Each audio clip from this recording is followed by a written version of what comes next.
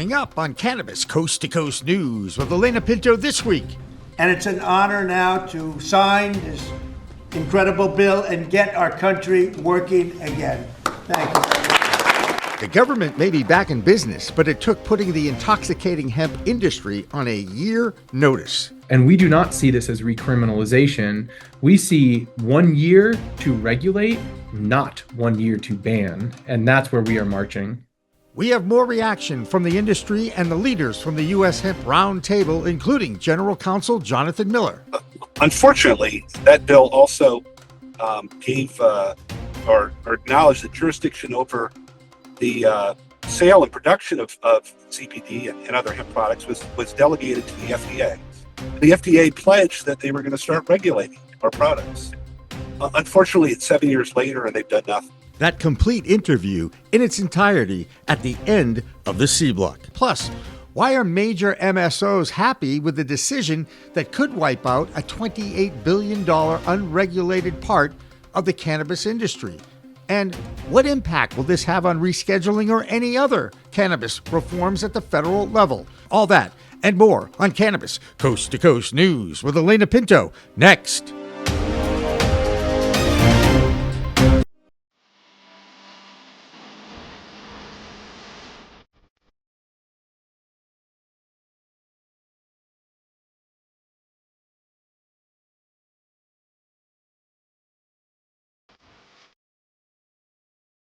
Hi, everyone. Welcome to Cannabis Coast to Coast News, WPCM TV's weekly report on the fight to end cannabis prohibition in the United States and around the world. I'm Alaina Pinto. A week ago, the United States Senate saw 9 Democrats break ranks with their party in order to get the government back to work and pass a budget bill. In that bill, an amendment was added that could effectively wipe out 95% of the THC-infused hemp-derived products that has grown into a $28 billion business. This all started with the Farm Bill of 2018. At that time, Congress effectively gave a legal definition of hemp, which had less than 0.3% of THC in dry weight, the intoxicating cannabinoid in the cannabis sativa plant. In that bill, the FDA was charged with coming up with the regulations for the plant, but 7 years later, still nothing has happened. Now you have hundreds of thousands of workers employed in this part of the cannabis industry and revenue over $28 billion. Even the leader of the Senate, Mitch McConnell, admitted that 2018 Farm Bill and the so-called loophole was a mistake. This new law will not go into effect for 1 year, so the industry and lawmakers still will have time to do something about the industry that was created by accident. In their defense, the hemp industry has been looking for regulations since that bill was passed, but companies started to create products that were effectively legal, but were underregulated. There was no age gating regulations, no testing, and these products started to show up at gas stations, smoke shops, and convenience stores. On top of this, the other side to this plant that was legal for adults to use in 24 states is overregulated. So the government created 2 sides to the same plant. One that was overregulated, tested, and licensed for distribution, and the other was the exact opposite, despite both industries developing products for sale from the same plant. One of the most well-respected authorities on hemp is Thomas Winstanley, the executive vice president of edibles.com. For 5 years, he worked at Theory Wellness, a licensed cannabis dispensary in multiple states, and now is on the other side of the plant. Executive producer Jimmy Young talked with Thomas on Friday. Thanks, Alaina. As we continue to look at the fallout and get reaction from the hemp industry about this week's news, I'm so happy to be joined by an old buddy from Massachusetts. His name is Thomas Winstanley. He used to be the chief marketing officer of Theory Wellness for, I'm pretty sure, about 5 years, and now is an executive VP for a company called edibles.com. So, Thomas, thank you so much for joining us. And the thing that I knew that where I knew you were and what you were doing is when I was reading quotes this week, you were so eloquent on so many of the newsletters that I read. So look, walk me through, did you expect this to happen?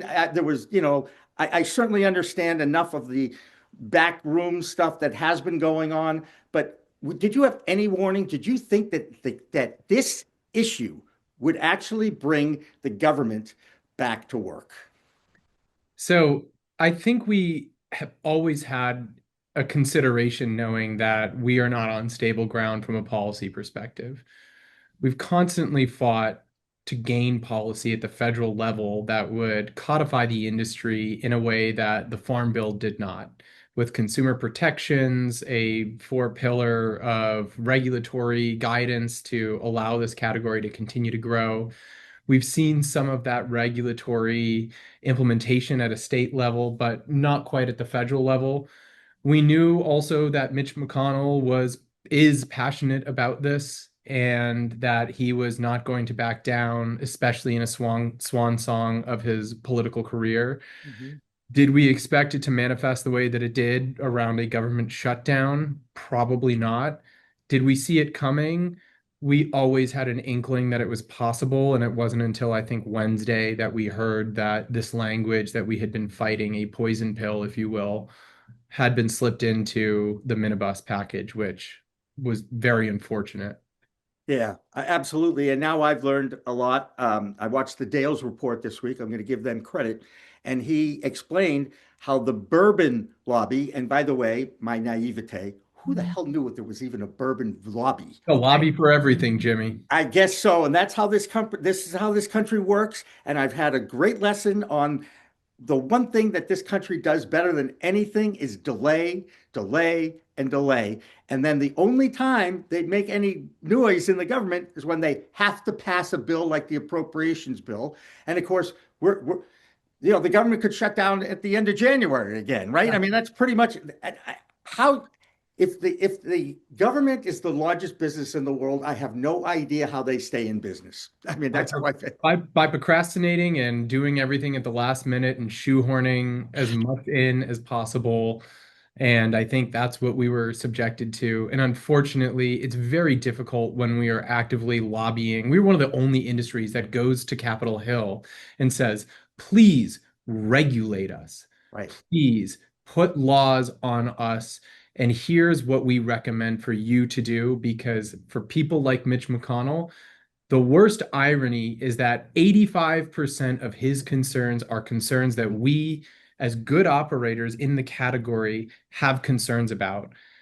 And yet, political action and theater at its finest came down to the wire and was a let's overstuff something because there cannot be thoughtful discussion around it.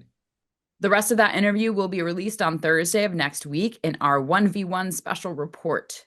There's another amendment to that appropriations bill that was put in place this week that once again hurts our veterans.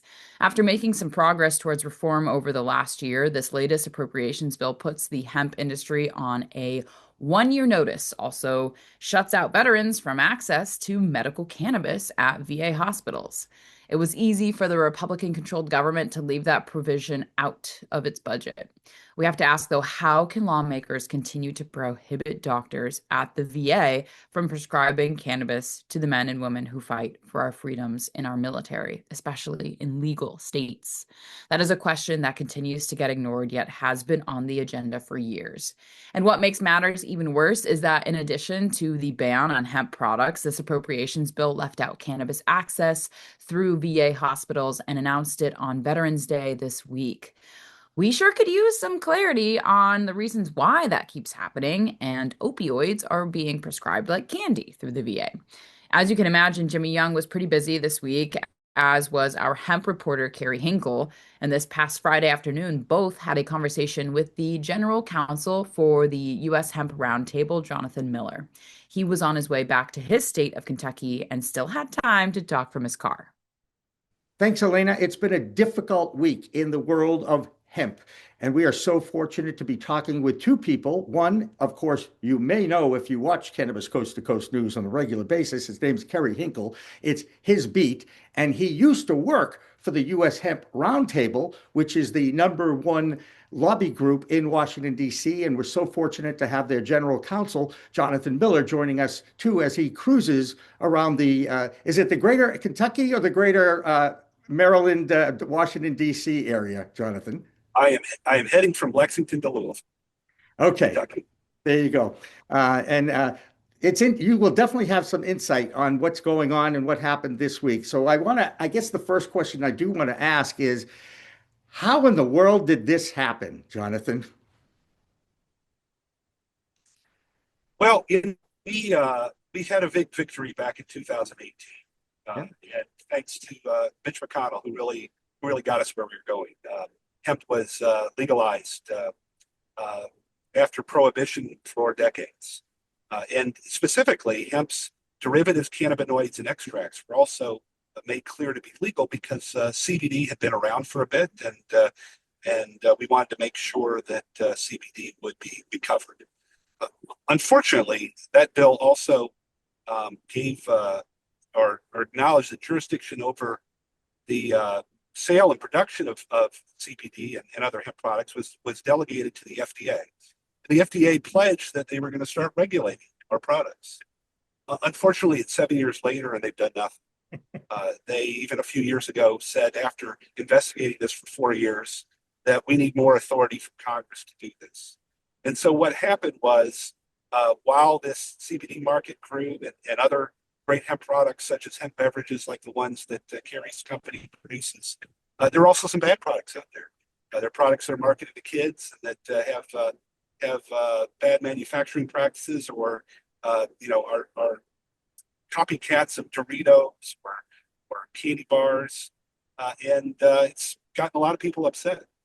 And so there are two solutions to that. One is the FDA can finally start regulating these products, as states have started to.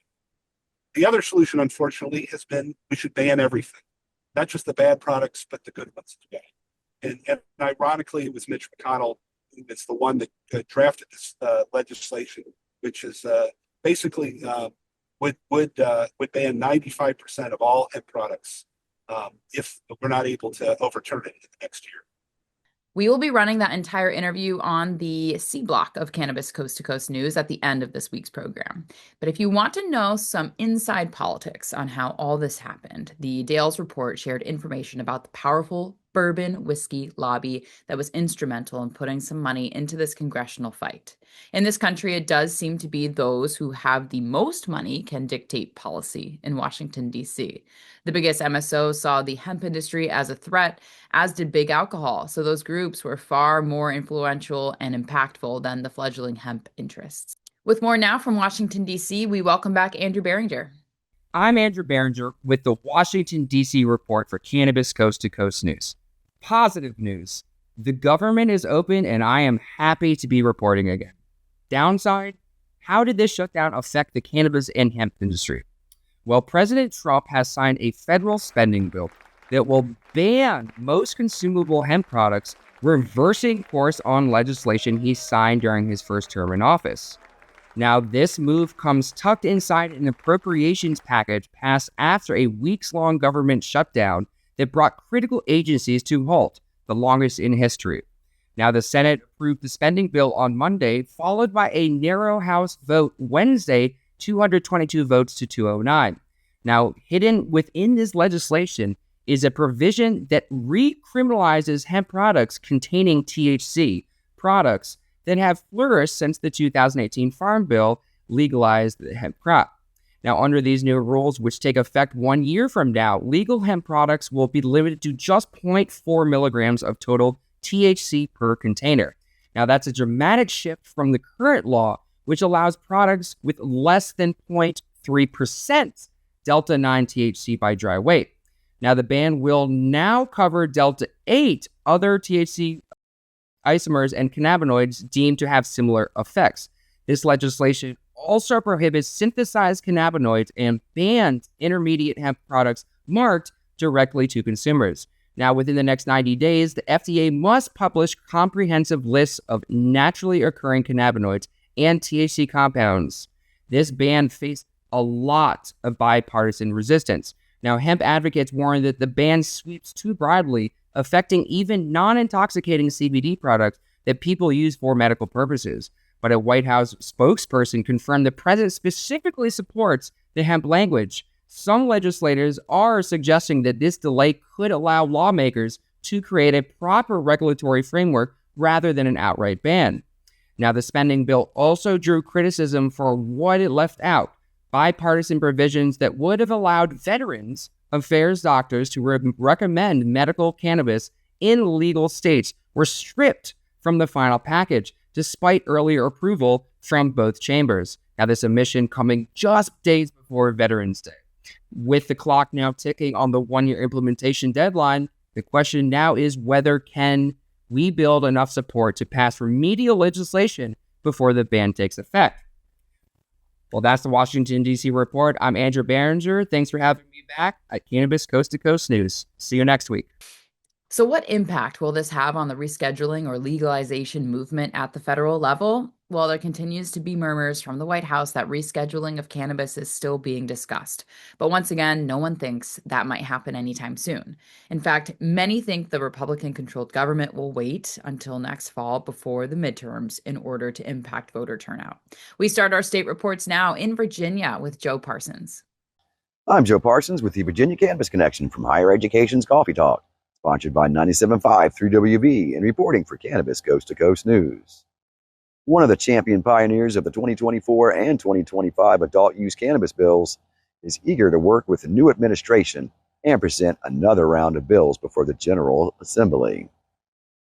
Senator Aaron Rouse from District 22 was the lead author working alongside Representative Paul Krizik to craft the bills that received bipartisan support and were ultimately shut down by Governor Glenn Youngkin, not once, but twice in a row.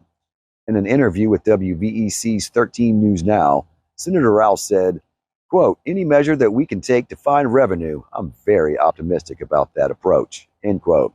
He further added, quote, we in Virginia have to take every step we can to make sure we find revenues that strengthen our communities, that strengthens the education process, that puts food on the table, and gets people back to work, end quote. He's been very eager to work with Governor-elect Spanberger to finally enact the will of the people that voted for adult use legalization in 2021. Governor-elect Spanberger has gone on the record saying that she will, quote, work with the leaders in the General Assembly to find a path forward that both prioritizes public safety and grows Virginia's economy. And that part is establishing a formalized, legal, emerging cannabis market, end quote. I'll keep everyone updated as developments arise on this year's cannabis bills, so stay tuned. November is a month to remember the veterans, and this year the Virginia Veterans Canna Competition did just that. The competition was held this year in Pamplin, Virginia at the Second 40 to 420 Farms. I was able to get out there and see the veterans support one another and have a blast while doing it. Along with multiple food vendors, veteran craft vendors, they even had a supportive pony booth. Games ranged from tug of war to bong pong. All the proceeds went directly to the veterans, and you can bet that I'll be there for next year as well. I'd like to thank Brian Natsky and Amy Ward for inviting me to this terrific event. So a very special happy Veterans Day to all the heroes that keep America free every day. You can trust I will continue to fight to free the plant for you in the future. Well, that's going to do it from Higher Education's Coffee Talk, sponsored by 97.5 3WV in Charlottesville. And as always, reporting for Cannabis Coast to Coast News, I'm Joe Parsons. Until next time, stay lifted. That'll do it for the A block, but we have more state reports coming up, plus more industry reaction from the new rules for the hemp industry as Cannabis Coast to Coast News continues after this. I think there's a huge irony in this where Mitch McConnell is the master of unintended consequences.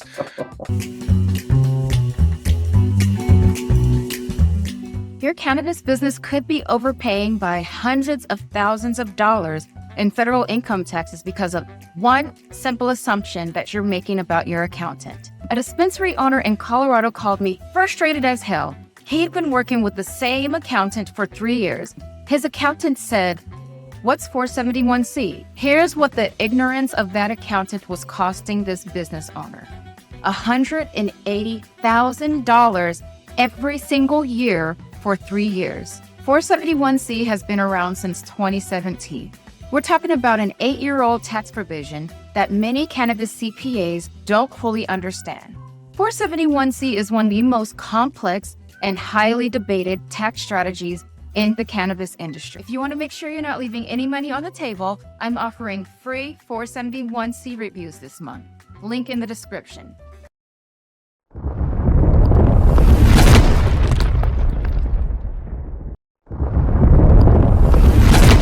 Accounting Buds has grown into Buds Group, the same award-winning quality, now with more service offerings. Buds Group, your best buds in the biz.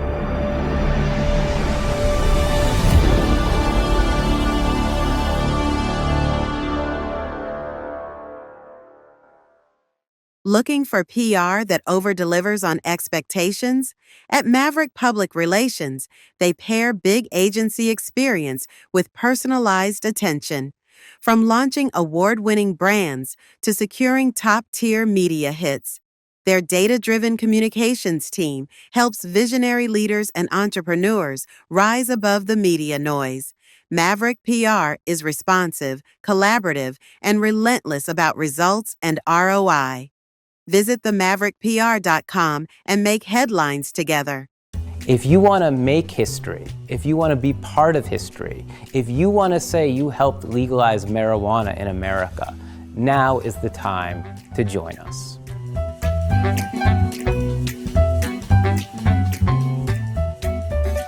Hi there, I'm Ava from WPCM TV, your friendly media host. Big news, MJ BizCon 2025 is coming up December 2nd to 5th at the Las Vegas Convention Center, the premier business-to-business cannabis business conference and expo, where over 200 speakers, over 70 sessions, and a massive show floor await. If your brand is ready to make serious noise in the cannabis industry, here's your chance. We've got a few open slots for short on-site brand media interviews with our WPCM TV news crew. Picture this: your logo, your message, and your team in front of a professional camera, captured during the biggest cannabis gathering of the year. And yes, we promise we'll keep the jokes light. Why jump in? Because MJ BizCon isn't just another trade show. It's where the industry connects, learns, sources new products, explores innovation, and builds relationships that matter. Spots are limited and moving fast. If you're ready to elevate your brand and grab national-level exposure with WPCM TV on site, let's lock this in now. Click the link in the description, drop us a message, and we'll save a media slot just for you. Let's make your brand one of the stars of MJ BizCon. See you in Vegas.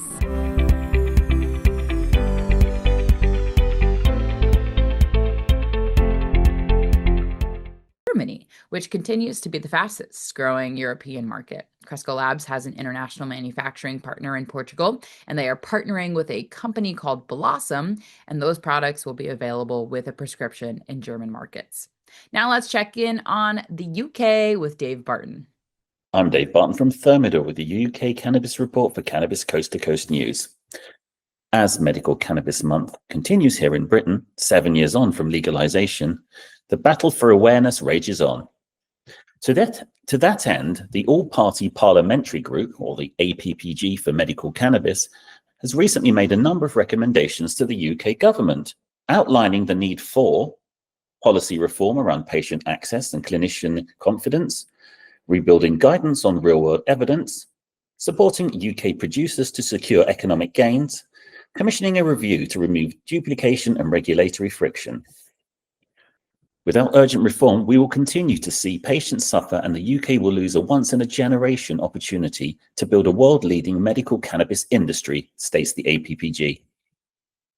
It's estimated that the industry could generate about £5 billion per annum, but if cannabis was provided to chronic pain patients instead of other treatments, then the potential savings could amount to around over £23.6 billion. That's all for this week's UK Report. I'm Dave Barton from Thermidor, reporting for Cannabis Coast to Coast News. This is Debi Facey with the Canadian Coast to Coast Cannabis News Report. So what we have in Canada this week is Canada's new cannabis amnesty law, Bill C-93, is offering a limited relief by providing burdensome record suspension instead of automatic expungements, leaving most of the 500,000 Canadians with minor possession convictions, especially Black and Indigenous people, without meaningful real charges. So they're not going to exempt all of these charges for the ones that do have minimal crime, but they're going to basically expunge it in a way so it's not going to be on their record anymore. Great. Next, what we have is a survey has come out for our new Prime Minister, Mike Carney. Or sorry, I say Prime Minister Carney. The government would like him to actually step up and start creating a more modernized way for the policy to become more reformed.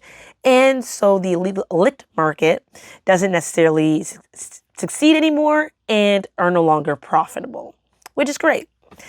And next what we have is the Bluetooth dab rigs are coming into the market, and they're making a great profit, especially for our Canadian stores.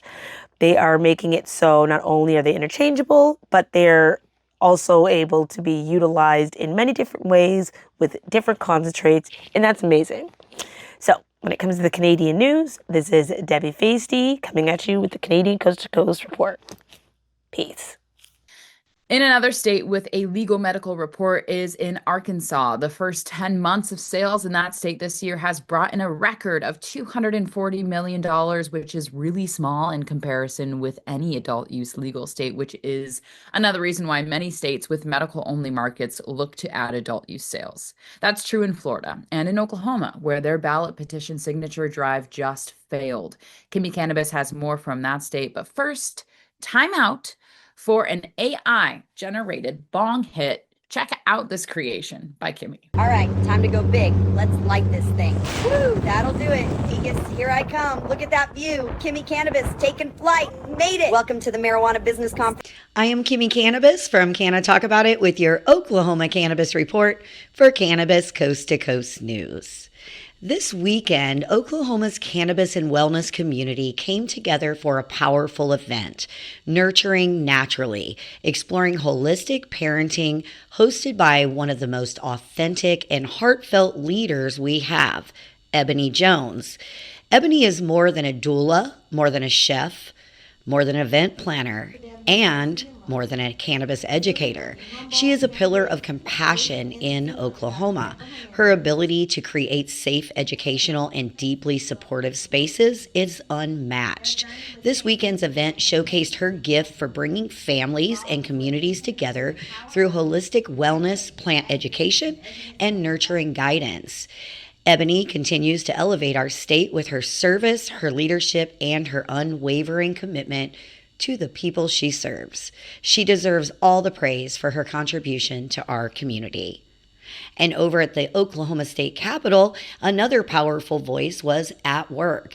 Ashton Cole stepped up as MC for an advocacy surrounding Leo's Law, legislation aimed at requiring stricter fentanyl testing before children are placed back into the homes of parents struggling with addiction. His presence, his passion, and his dedication helped raise awareness for a law that could save lives and protect Oklahomans' most vulnerable children. Ashton's work to this weekend reminds us that our community is full of people fighting for real change. And let's not forget, cannabis is harm reduction. From the grassroots to the Capitol steps, our advocates continue showing up where matters most. That's it from Oklahoma. Peace, love, and all that good stuff. I am Jenny Germano with ICS Consulting. This is the Colorado Report for Cannabis Coast to Coast News. On Friday, November 14th, 2025, Colorado will be hosting a cannabis research roundtable. The roundtable is going to be hosted by the Institute of Cannabis Research. It is a multidisciplinary summit to understand Colorado's cannabis research needs at the intersection of scientific research, cannabis policy, regulation, and industry. This research roundtable has an incredible lineup. The Colorado Governor's Office, Pueblo County Marijuana Liquor and Licensing, the Colorado Department of Transportation, the Colorado Department of Public Health and Environment, Colorado state representatives, as well as operators. Colorado Leads, which is Colorado's cannabis lobbying group, will be there. CU Boulder, UNC, CU Anschutz, and the Colorado School of Mines, including regulators from across Colorado, industry leaders, and experts will all be at this roundtable. On top of these panel discussions, they're going to be breaking out into these roundtable breakout sessions where they're going to focus on topics like health, safety, and consumer protection, therapeutic applications and medical research, production, quality, and regulatory standards, education and prevention, industry development. Colorado cannabis industry are coming together for research purposes. I'll be attending the event and coming back with any additional findings that might be helpful for listeners. I am Jenny Germano with ICS Consulting, reporting for Cannabis Coast to Coast News. New York continues to be one of the fastest growing states in the cannabis market of the United States. That should not come as any surprise since New York has 20 million people and just less than half live in the New York City area. One of the veteran-owned social equity-run dispensaries in Harlem is called Silly Nice. They are specialists in craft grows and are a small operation without a lot of inventory, so they have to rely on their online merchandise to supplement their revenue. This past week, that online merchandise operation was shut down by Stripe with no warning. Stripe, or Squarespace, has never been friendly to the cannabis world, whether you are a legal licensed entity or even an ancillary company like Pro Cannabis Media. Just another example of injustice towards the cannabis industry.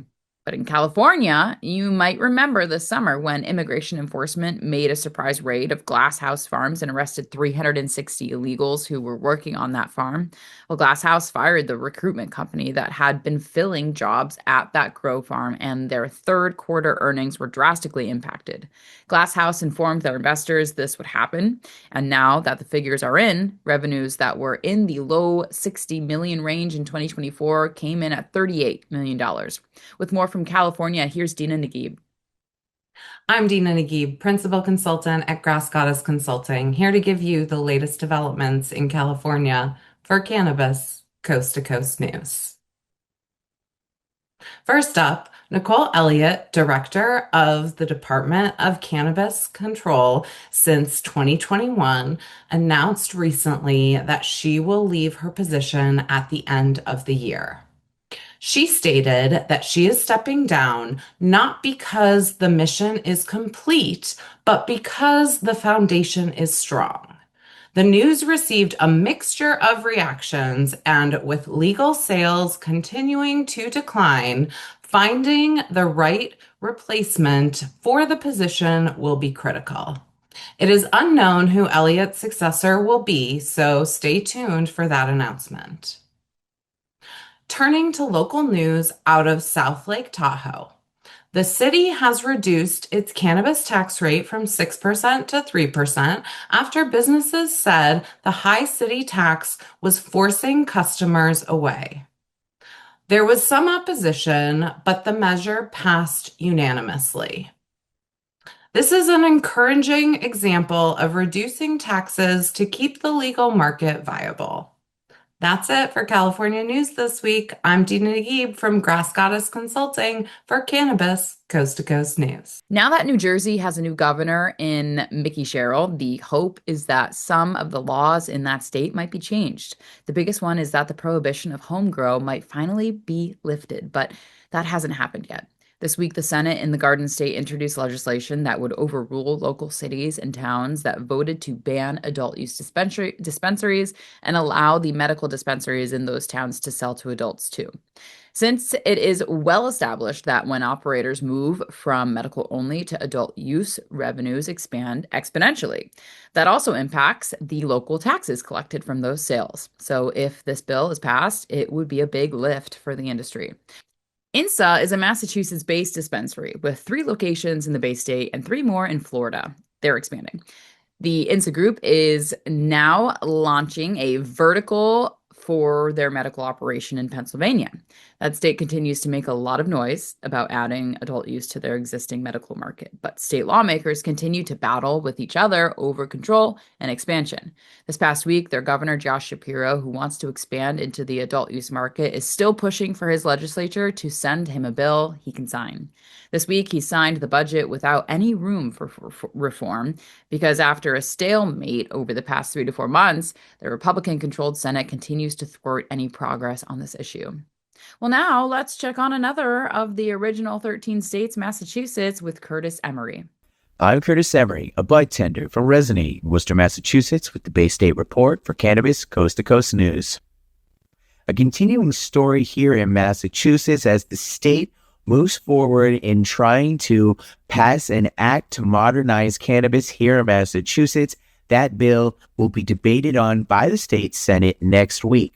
The bill was in front of the House this summer and has finally made its way to the Senate as it moves even closer to becoming a reality here in Massachusetts. That bill will do a variety of things to modernize the cannabis industry here in Massachusetts, including increasing the number of retail licenses, increasing the amount of product adult use or recreational customers can buy per day, and increase the power of the state to add additional commissioners to the CCC, allowing a little bit more oversight from the state government. Speaking of that, Carrie Bennenden is the newest member of the CCC. She comes over from the Attorney General's office and was assigned by the AG herself and members of the CCC.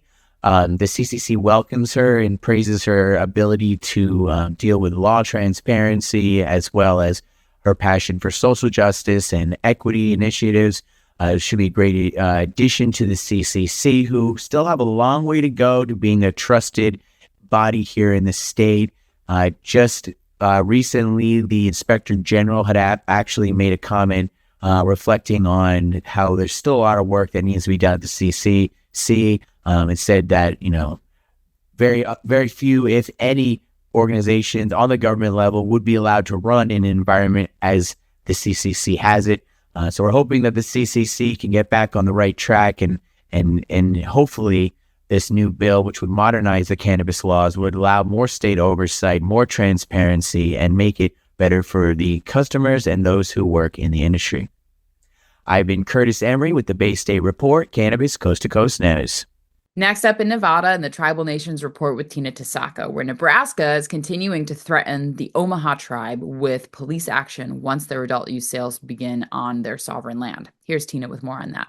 I'm Tina Tasaka with 420 Technologies and Iconic Representation, and this is the Nevada and Tribal Nations Report for Cannabis Coast to Coast News.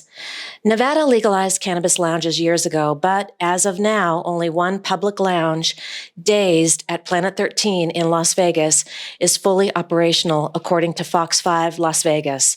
They did not mention the tribally owned lounge Nuwu in downtown Las Vegas, owned by Las Vegas Paiute Tribe. Industry consultant Christopher Laporte discussed 3 big hurdles that are impacting the slowdown. First, public perception. People still think of lounges as simple smoke dens instead of full experiences like restaurants, theaters, or supper clubs. Second, real estate limits. Venues must be 1,500 feet from a casino, and many landlords won't lease to cannabis businesses. And lastly, funding challenges for first-time owners.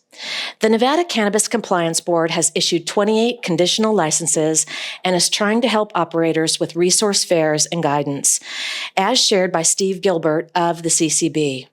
Creative concepts are in the pipeline: bowling alleys, massage spaces, infused dining, and Laporte predicts more lounges could open next year. Planet 13 Holdings, Nevada, is exiting its California cannabis operations, selling its Orange County retail store and other business assets, and closing its cultivation facility in Coalinga. The company says the move will streamline its footprint and free up resources so it can focus on what it sees as core growth markets, Nevada and Florida. Leadership framed the decision as part of a broader strategy to cut costs, improve efficiency, and concentrate on markets where Planet 13 has the strongest brand presence and scalability. A comprehensive new report from researchers at the University of California, Berkeley and Northeastern University reveals that cannabis cultivation in California threatens tribal cultural resources. In an article by Edith Friedman, UC Berkeley, the 2-year study shows much of the state's cannabis cultivation sits on flat, south-facing land near water, often the same areas as historic indigenous village sites or sacred places. After surveying tribal and agency representatives, researchers found that despite strong laws like Assembly Bill 52, major gaps remain. Agencies still hold most decision power, mapping of ancestral lands is flawed, and consultation is often a check-the-box process. To address this, the study offers a toolkit for tribes to strengthen their own consultation policies and a mapping tool to track cannabis activity on ancestral lands. That's it for the Nevada highlights and tribal nations. I'm Tina Tasaka with 420 Technologies and Iconic Representation for Cannabis Coast to Coast News. Now that the feds have weighed in on the ban of intoxicating hemp products, the attention turns back to the states who can abide by the ban or continue with whatever rules are already in place. Illinois Governor J.B. Pritzker said this week, in reaction to the federal changes, that he will have to take another look at the industry in his state. No one who is in the hemp industry is happy about the ban, and for years the industry has called for regulations and the FDA did nothing. So what about the future in Illinois for the Chicago clone guy? Well, here's Mark Allen to tell us. What's up, everybody? I'm Mark Allen, the Chicago clone guy, reporting for Cannabis Coast to Coast News, just outside of Chicago, Illinois. Thanks for tuning in. Today's hot topic, we're just going to jump right into it, is the quote-unquote hemp ban.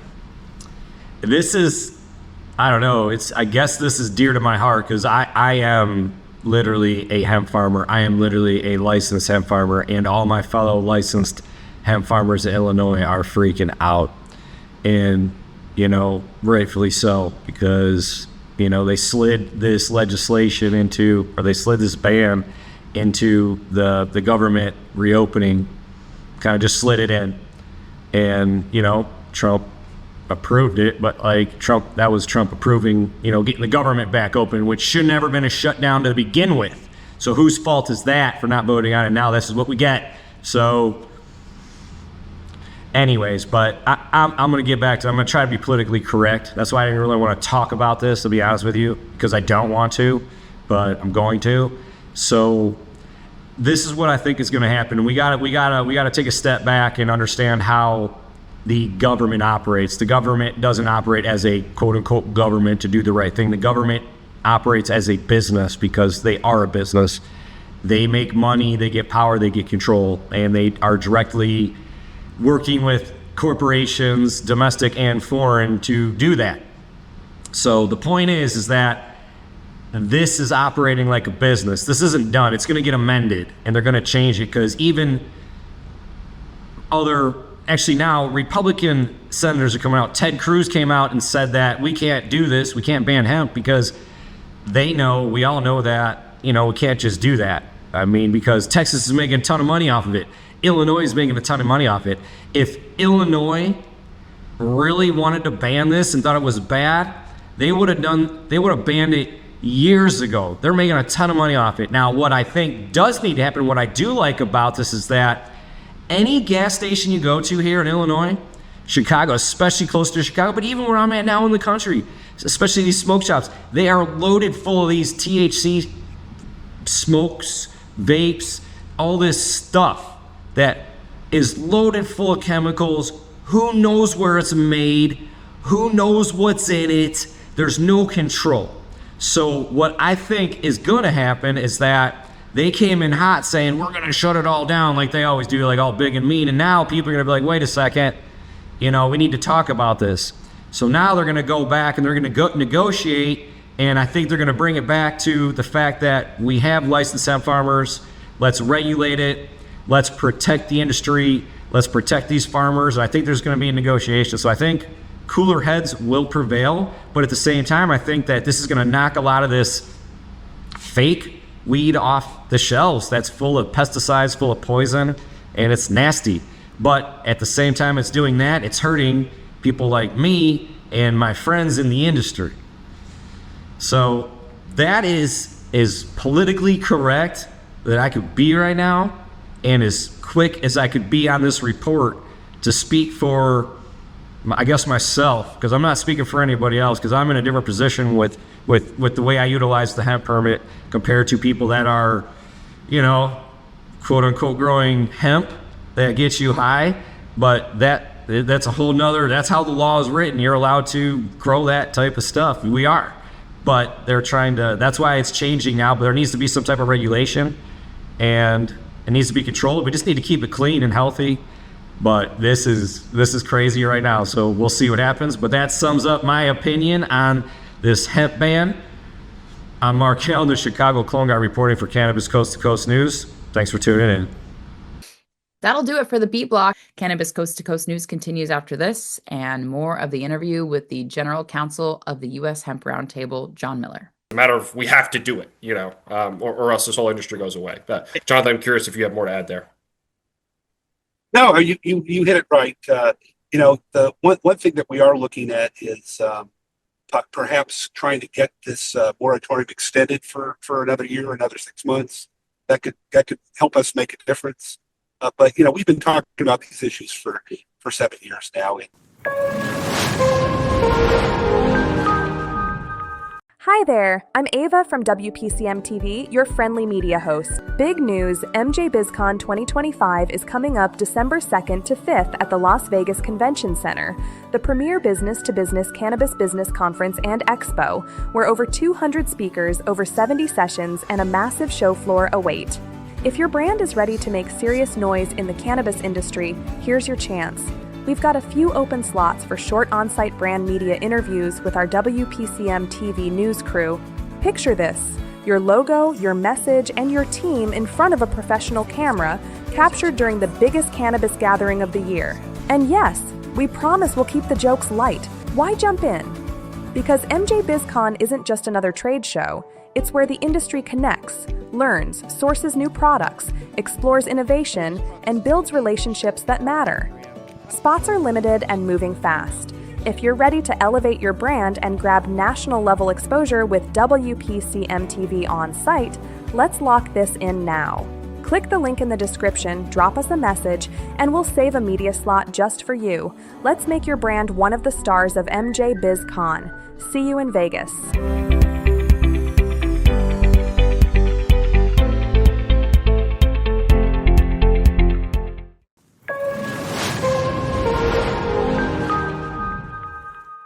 Welcome back to the C block of this week's Cannabis Coast to Coast News. I'm Alaina Pinto.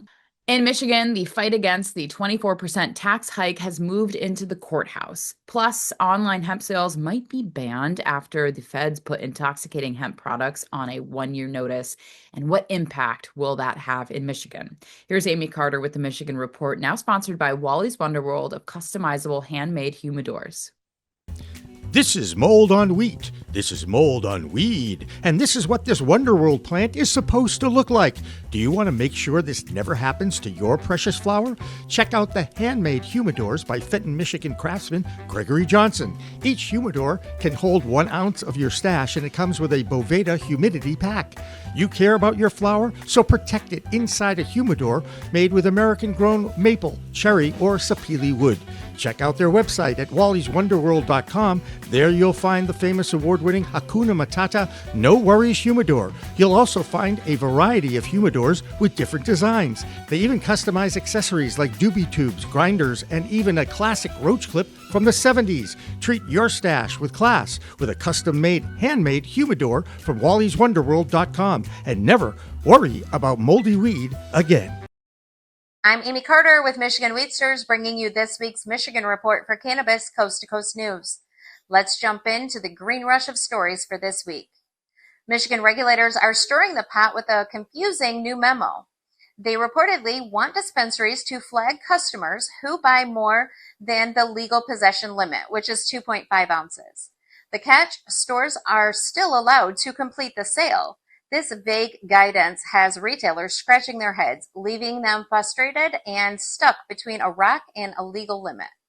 Graham's Cannabis is now open around the clock at their 2 locations, in Mount Morris and Romeo. The dispensaries will be open 24/7 from now on, allowing people to get cannabis at any time. Following years of explosive growth, especially in areas near state borders where out-of-staters fuel the market, some local communities are saying, hold up.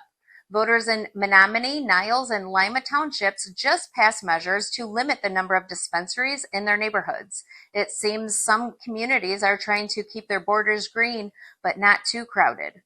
Michigan's cannabis market saw one of its biggest month-over-month sales decline since recreational sales began in late 2019.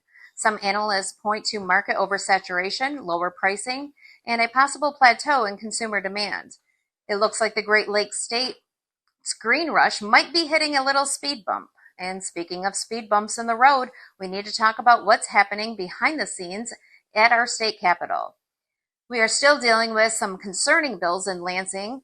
These bills propose new restrictions that could significantly impact Michiganders. They are currently still in committee and have not yet been called for a vote. Michigan Weedsters is doing its best to educate Michiganders on what these proposed restrictions could mean for you. To learn more and stay updated, visit Michigan Weedsters on Instagram or Facebook. That's all the buzz for this week. I'm Amie Carter with Michigan Weedsters reporting for Cannabis Coast to Coast News. The Michigan Report is sponsored by Wally'sWonderworld.com. Washington State is one of the first states to decriminalize possession of cannabis. Matthew Friedlander is a business owner and an advocate for medical cannabis and involved with the Cannabis Alliance in Washington. This week, he is on location at a summit for medicinal products and shares his thoughts about the importance of educating all people about this plant, but especially medical patients. Here's Matthew. Hi, my name is Matthew Friedlander, owner of Skagit Organics, coming to you with the Washington State Cannabis Report for Cannabis Coast to Coast. So I am here in Tacoma today at the Medical Cannabis Summit hosted by the Cannabis Alliance, Washington's largest and most effective cannabis trade group. And we were discussing today centering patients in the conversation around medical cannabis. So a lot of times when we're talking about medical cannabis, we often come at it from the perspective of the industry, the businesses and the licenses, and the regulatory side of things. And today was a lot of talk about what are the needs of the patients, how do we educate patients to even know about the medical cannabis program here in Washington State, how do we educate the providers and reduce the stigma for them to be able to recommend cannabis to their patients coming through the doors. It was a great conversation, and again, just so great to get together with our community here in Washington State. Always excited to be able to gather in person and discuss these types of topics. So that's what I've got for you out of Washington this week. We will be back next week with more news for you out of Washington State. I am Matthew reporting for Cannabis Coast to Coast. Don't forget to like, share, and subscribe. In one of the newest states to legalize adult use sales of cannabis, Minnesota is slowly rolling out opportunities for licensees. But there are few more concerns in a new state, like will there be any product to sell? Just one of the concerns in Minnesota and all new states to adult use sales. Alysha Bellamy tells us about some towns and cities who are still deciding if they even want stores inside their borders. Here's Alysha. I'm Alysha Bellamy. For Cannabis Coast to Coast News, this is your Minnesota report. 13 Minnesota cities are actively exploring launching municipal retail stores under the new adult use framework. Anoka, Blaine, Buffalo, Byron, Elk River, Grand Rapids, Lauderdale, Moundsview, St. Anthony Village, St. Joseph, Osseo, Owatonna, and Wyoming are exploring the liquor store approach to cannabis. The Can Grow Grant awardees will be announced December 2025, which teaches farmers how to grow a cash crop. The Can Renew Grant is still open until January 12th, 2026, 4:30 p.m. This is the second round. This grant offers communities that have been negatively affected by the war on cannabis and otherwise distressed communities.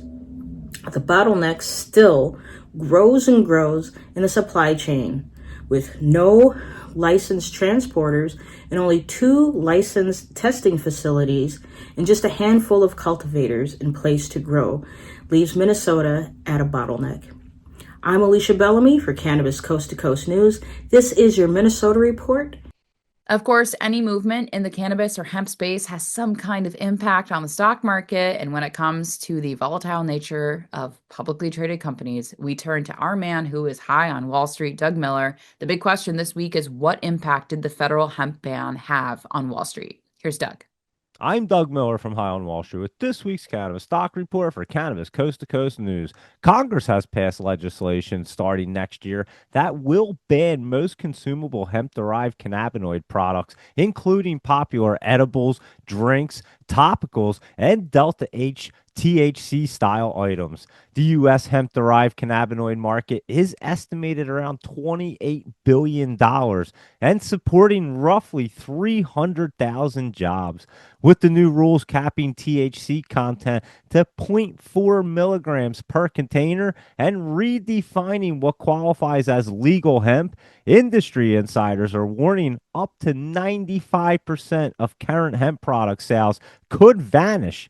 For publicly traded cannabis companies, the implications are serious. Firms with hemp product lines face lost revenue, costly reformulation, tighter regulation, and higher compliance burden. Investors are already reacting as valuations have dipped and risk premiums are rising. So let's look at the ETF MSOS as it dipped 16% on the news. It's trading around $3.36, and it looks like it could continue to pull back. That is why it's so important to trade smart and lock in those profits. And that's this week's Cannabis Stock Report. Reporting for Cannabis Coast to Coast News, I'm Doug Miller.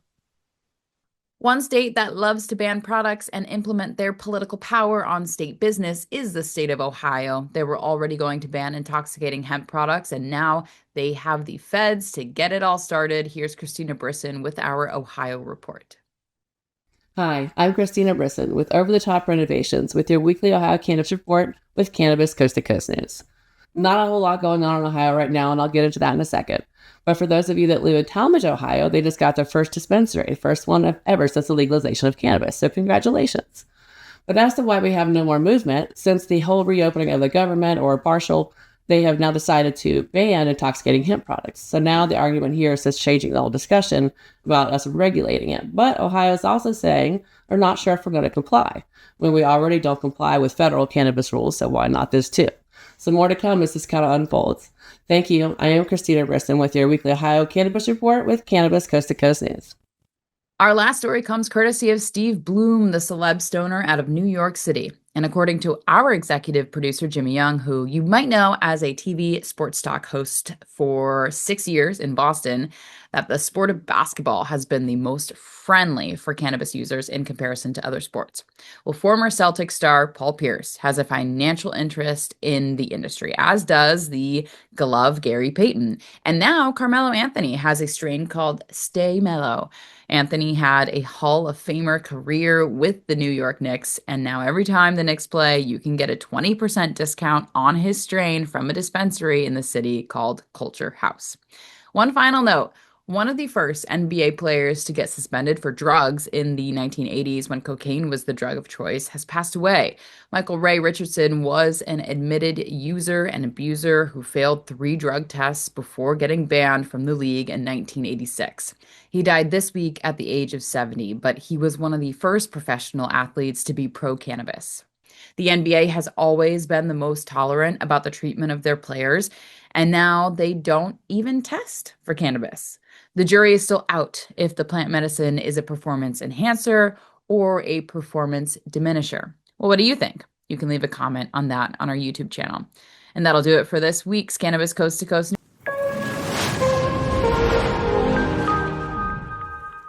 Hi there, I'm Ava from WPCM TV, your friendly media host. Big news, MJ BizCon 2025 is coming up December 2nd to 5th at the Las Vegas Convention Center, the premier business-to-business cannabis business conference and expo, where over 200 speakers, over 70 sessions, and a massive show floor await. If you're ready to elevate your brand and grab national-level exposure with WPCM TV on site, let's lock this in now. Click the link in the description, drop us a message, and we'll save a media slot just for you. Let's make your brand one of the stars of MJ BizCon. See you in Vegas.